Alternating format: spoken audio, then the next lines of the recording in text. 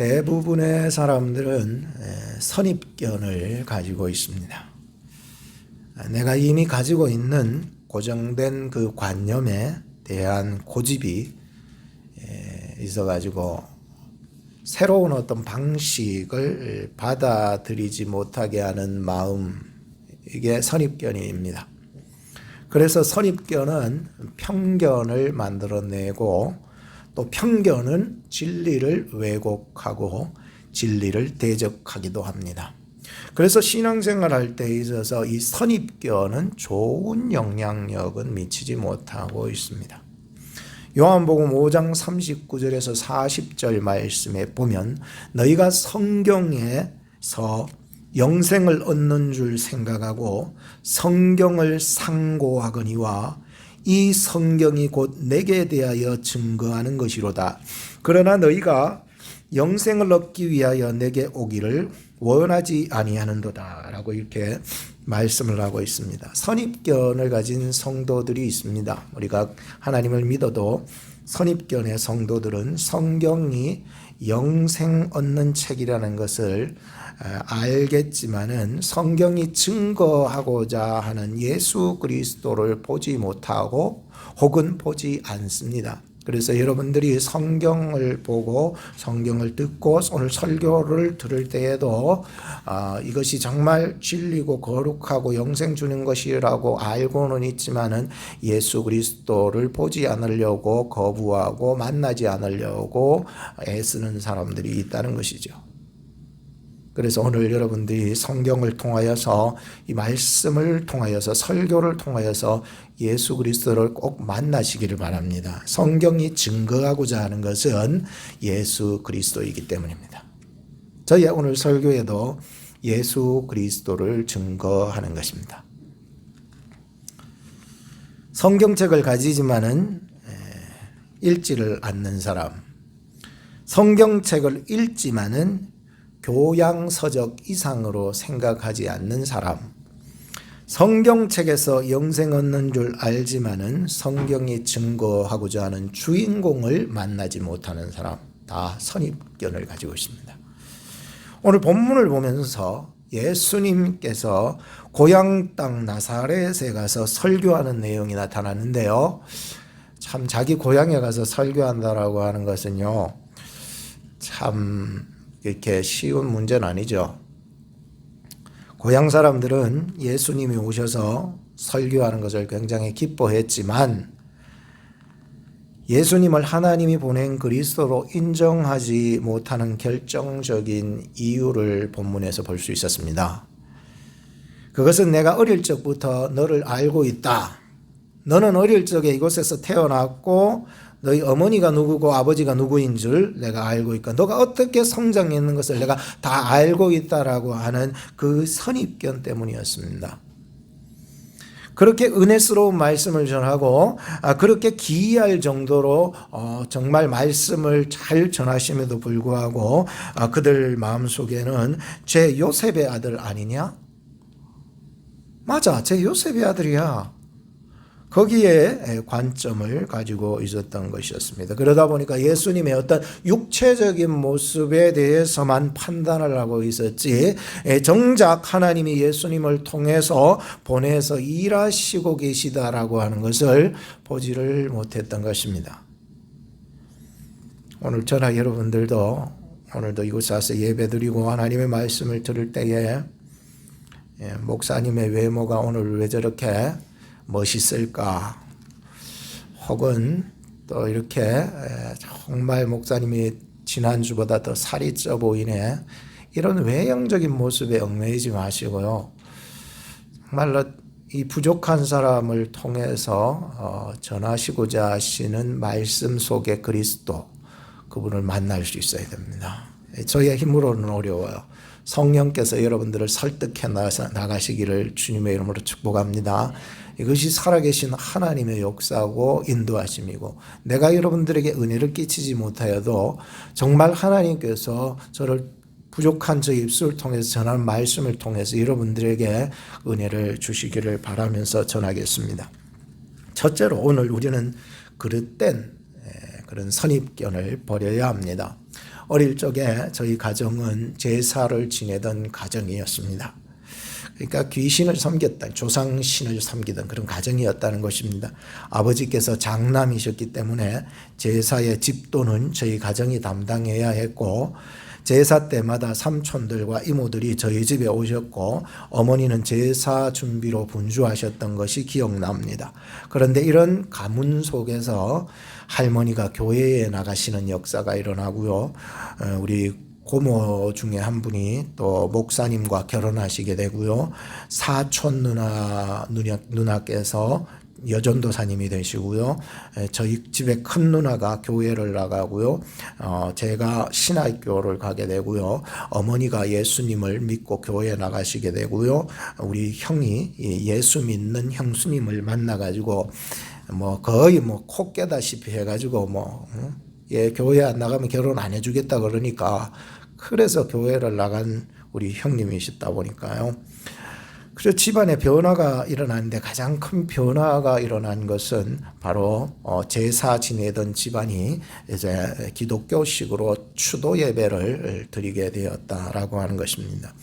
아버지가 이제 예수님을 믿고 돌아가시고서 이제 우리 형님이 이제 가문의 장손이니까 제사를 집도해야 했지만, 그 제사를 이제 안 드리고 기독교식으로 바꿨으니까 이제 우리 형님은 그만한 신앙의 경륜이 없으니까 안 되고, 제가 막내, 6형제 중에 막내인데 제가 이제 신학교 들어가 있으니까 저보고 이 가족들 전체의 예배를, 추도 예배를 집도하라고 형님이 저한테 위임을 해주셨습니다. 그래서 예배를 인도하는데, 사실 삼촌들이나 고모들 또 가족들 형제들이 다 왔을 때에 그들이 성경 말씀보다는 사실 어릴 적부터 같이 자랐고 성장했고 뛰놀고 했던 저의 어떤 외적인 이런 모습들만을 이렇게 살펴보고, 어떻게 말씀을 제가 전하는 것보다는 외형적인 인간적인 그런 모습을 보면서 집중하는 것을 느낄 수가 있었습니다. 그리고 예배를 다 마치고 나서는 목사가 되면 힘들 텐데, 목사는 얼마나 돈을 버느냐, 남들 보니까는 또 목사가 참 고난의 길을 가야 된다는데 어떻게 하면 좋을까? 그저 인간적으로 굉장히 안타깝게 생각하는 그런 정도로 저를 바라보지, 삼촌들이 또 혹은 이모들이 다 예수를 믿겠다 작정하고 그런 건 없었던 것이었어요. 그만큼 우리가 하나님의 말씀을, 성경을 대할 때에도 인간적인 예수, 인간적인 신앙생활로 우리가 신앙생활하면은요, 제대로 된 신앙생활을 할 수가 없다는 것을 말씀드리고자 하는 것입니다. 가족이니까 사실 우리가 이 정도의 이제 예수 안 믿는 사람 안 믿는 말고 이렇게 가지만은, 성경을 오늘 보니까 예수님께서 고향 땅에서 겪으셨던 이런 엄청난 사건이 일어난 것이었습니다.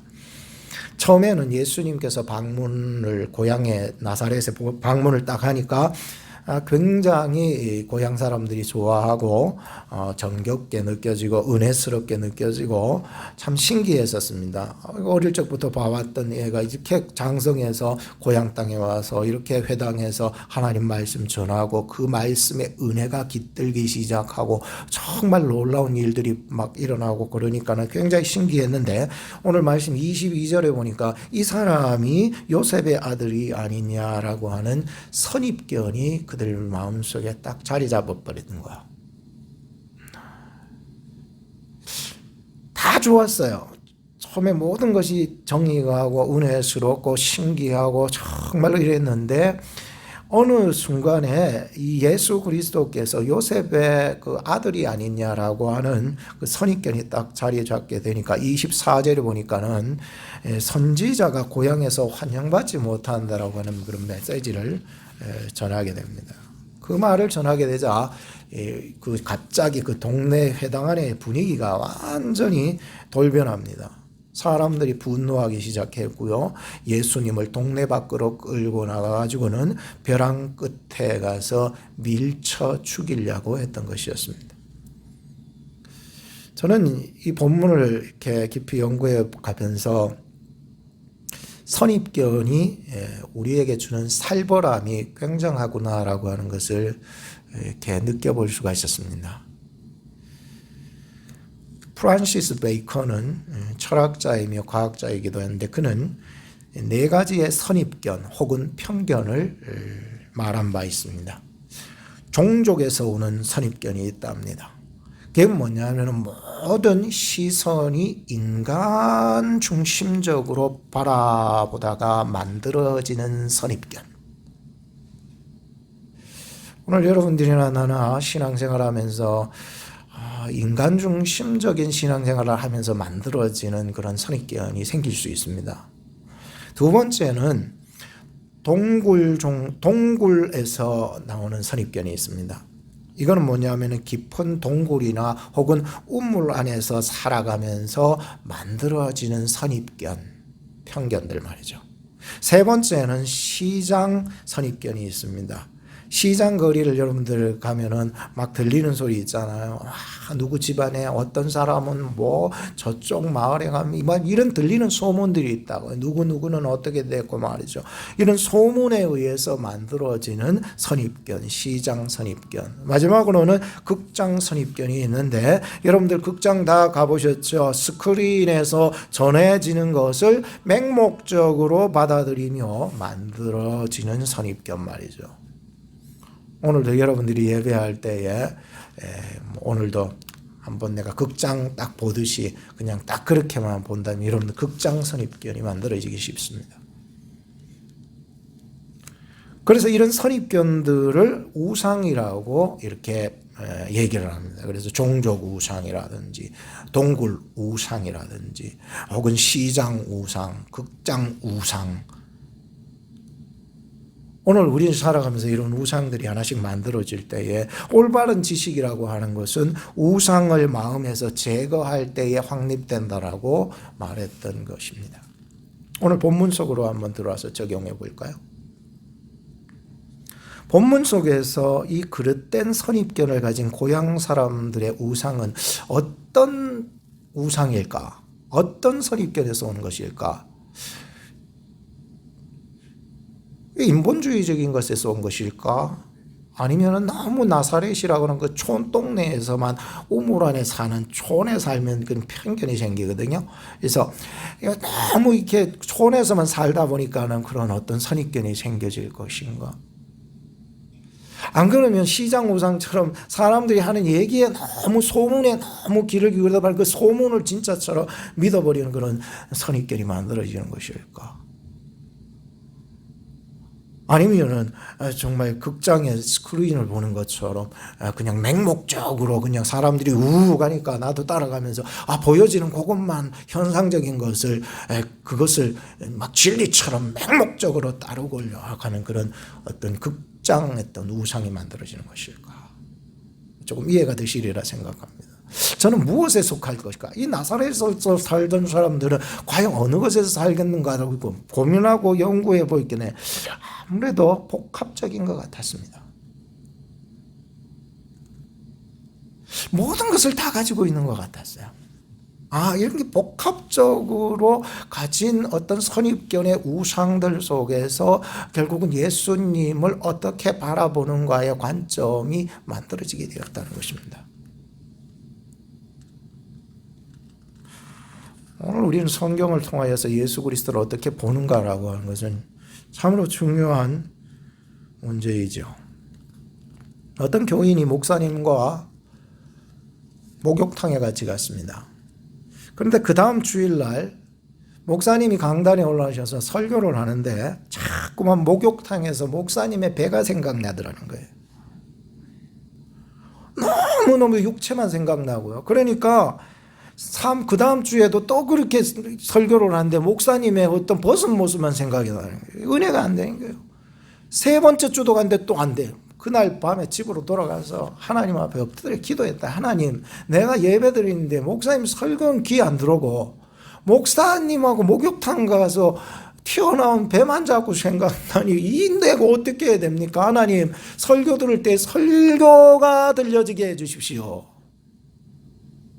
그렇게 기도하고 넷째 주에 예배를 참석해서 설교를 듣는데 참 희한하게 그 성령께서 그 기도를 들어주셔서 생각나지 않게 해주시더라는 거예요.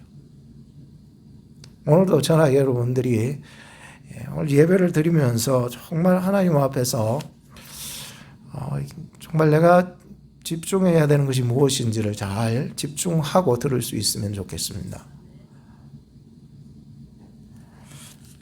성경 속에도 보니까 베드로는 선입견이 있었습니다. 무슨 선입견이 있었냐면 나는 부정한 짐승은 절대로 먹지 않는다는 선입견이 있었습니다. 물론 그것은 어디서 나오냐면 율법에서 나온 선입견이겠죠. 우리도 종교생활하면서 종교생활로 만들어진 선입견도 있지 않겠습니까?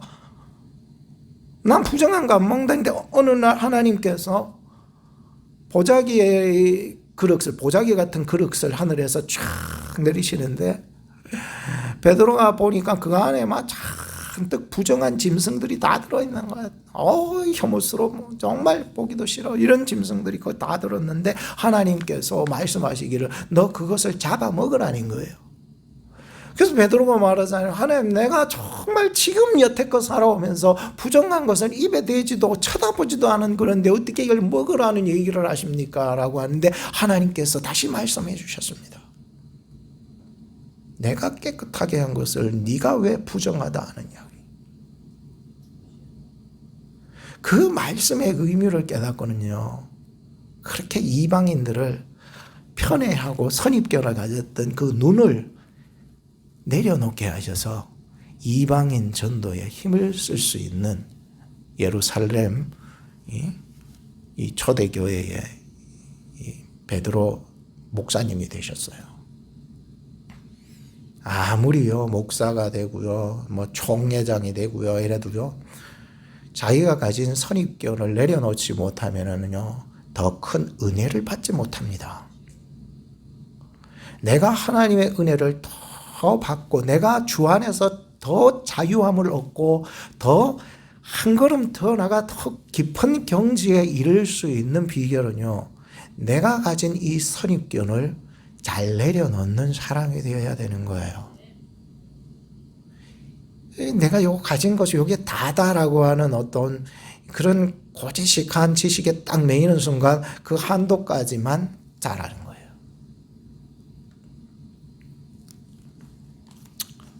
오늘날 우리는 내가 알고 있고 경험해서 알고 있고 그런 것은 이미 내가 해봤던 일일지라도 그렇잖아요. 내가 그거 해봤다는 거예요. 내가 몇 년 전에 어릴 적에 내가 커오면서 해봤다는 거예요. 그렇게 알고 있고 경험해서 지식적으로 알고 있기 때문에 내가 절대로 하겠다 혹은 내가 절대로 못하겠다는 이 선입견이 만든 그 편견, 고집이 진리 앞에서 완전히 무너져야 한다는 거예요.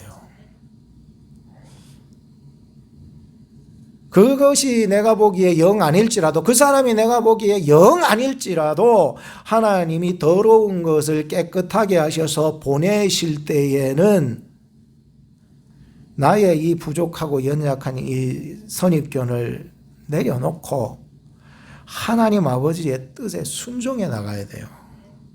어디서 대치되느냐라고 하면은요 내 선입견과요 하나님의 뜻이 대치될 때가 있어요. 항상 부딪히지 않나요? 여러분들의 한계, 그 한계에서 항상 부딪히지 않나요? 뭐 거기를 안 가시나요? 그럴 때에 하나님, 나의 이 선입견을 내려놓고 하나님의 뜻이 이루어지기를 원합니다. 이 사람이 예수 그리스도의 은혜를 받게 됩니다.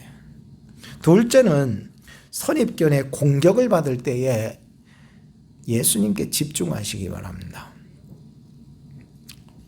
예수님은 고향 사람들의 선입견으로 말미암아 커져버린 그 편견과 적대 감정과 더 나아가서 어떻게 해요? 위협 속에서 어떻게 하셨습니까? 28절에서 30절에 보니까 회당에 있는 자들이 이것을 듣고 다 분이 가득하여 일어나 동네 밖으로 쫓아내어 그 동네가 건설된 산 낭떠러지까지 끌고 가서 밀쳐 내리치고자 하되 30절에 같이 읽어봅시다. 시작. 예수께서 저희 가운데로 지나서 가시니라. 전 이거 보고 진짜 하나님 정말 감사합니다. 이 말씀의 핵심을 주셔서 감사합니다.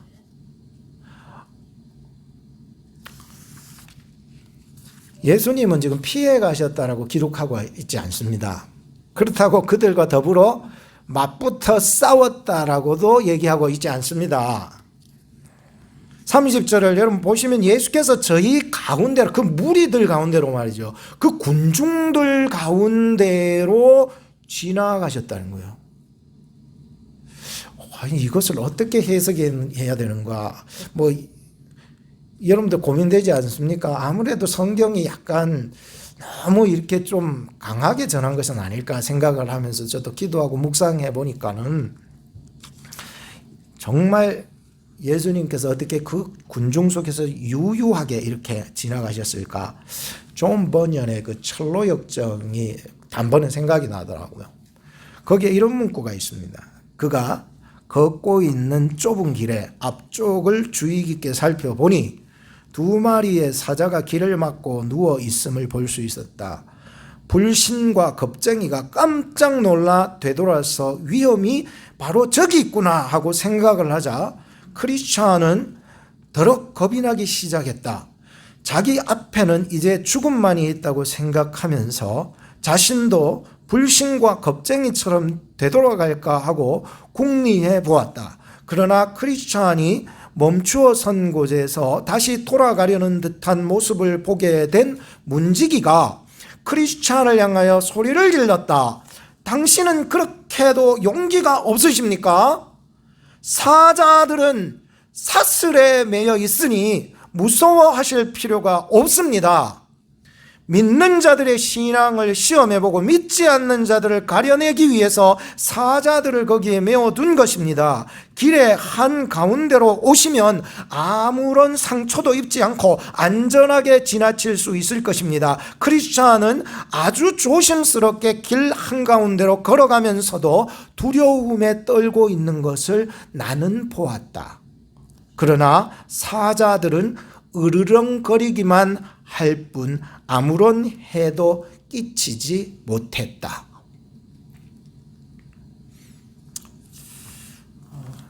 참 예수님을 생각해 보면은 이런 난관 속에서도요, 참 의연한, 변함없이 늘 걸어가신 그 길을 걸어가고 계신 것을 보게 됩니다.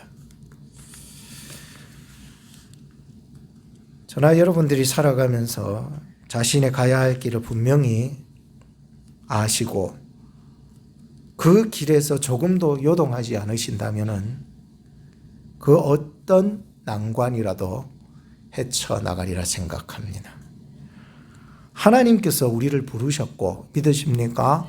하나님께서 우리를 이루어 나가시고 말이죠, 우리를 위해서 일하고 계시고요, 우리를 도우시고 계시다는 사실을 꼭 믿으시기 바랍니다. 하나님께서요, 내가 여기에 앉은 것도, 내가 여기에 부름받아 주의 일을 하고, 내가 이 오클라호마로 와서 공부하고 일하고 살아가는 모든 것들이 하나님이 나를 붙잡아 주시고 이끌어 주시는 인도하심이 있기 때문이었습니다. 예수님께서도 자신이 걸어가는 이 난관이 너무 힘들고 어려웠지만 그 군중들을 사이에서 지나가실 때에 그는 죽을 수도 있었지만 죽으면 죽으리라. 비바람이 앞길을 가려도 나는 가리 주의 길을 가리, 눈보라가 앞길을 막아도 나는 가리 주의 길을 가리. 이 길은 영광의 길, 이 길은 승리의 길. 오늘 천하 여러분들이 가는 길이 승리의 길인 줄 믿습니다. 힘든 어려운 난관이 있어도 우리 학생들은 열심히 공부해 나가시길 바라요. 하나님이 도우신다니까요. 절대로 낙점 없이 다 A 플러스를 받아서 그래서 과정을 졸업하기를 바라고요. 학생들뿐만 아니라 여러분들의 인생도 A 플러스를 받아서 정말 하나님이 우리를 이르게 하시는 그 나라에서 잘하였다 칭찬받는 저와 여러분 되기를 주님의 이름으로 축복합니다. 결론을 짓겠습니다. 오늘날에도 선입견이 주는 그런 공격들이 있습니다. 너 같은 게 뭘 할 수 있겠어? 내가 너를 볼 때에 내가 너를 알아. 넌 머리가 안 돼 일단. 그러고 외모도 안 돼. 넌 뭐가 안 돼. 할 수 없어. 남들은 다 너를 인정할지라도 나는 너를 인정 못하겠다고 하는 이런 선입견이 있습니다. 사람. 이런 선입견이 공격이 들어올 수 있다는 거예요. 혹은 내 속에서 받은 상처와 고통 때문에 찾아오는 선입견이 있습니다. 그 때문에 내가 가야 할 길을 가지 못하고 포기하는 경우가 있죠. 그리고 하나님이 나를 부르심의 그 사명을 다 잊어버리고 살아갈 수도 있을 것입니다. 오늘 예수님의 모습을 보시면서 예수님의 뒤를 따라갈 수 있는 저와 여러분이 되었으면 좋겠어요. 왜냐하면 예수님이 우리 앞에서 이 길을 열어놓으셨기 때문이라는 거예요. 그 많은 난관과 어려움과 핍박과 위협 속에서 예수님이 그 군중 사이를 지나가셨다는 거예요. 누구든지 예수님을 따라서 그의 발자취를 따라가신다면 세상이 우리에게 선입견을 가지고서 공격한다 할지라도 내가 받은 상처와 고통으로 일어나는 선입견이라도 할지라도 예수님 따라가는 자는 반드시 난관을 통과하여 의연하게 우리의 십자가의 길도 걸어가게 하실 줄로 믿습니다. 기도하겠습니다. 오늘 우리에게 다가오는 여러 가지 난관 속에서 의연하게 걸어가신 예수님을 신뢰합니다. 세상은 가깝다고 생각하는 것들이 선입견으로 오해를 불러오고 심지어 살해의 위협을 받게도 하지만 예수님이 걸어가신 그 발자취를 따라갈 때에 저희들을 평안의 길로 인도하실 줄로 믿습니다. 세상의 우상들의 그 소리들로 저희들을 지켜주시고 하나님의 소리를 들을 수 있도록 인도해 주셔서 주의 그 은혜의 해를 살아갈 수 있는 저희 한 주 될 수 있도록 축복해 주옵소서. 예수님 이름으로 기도합니다. 아멘.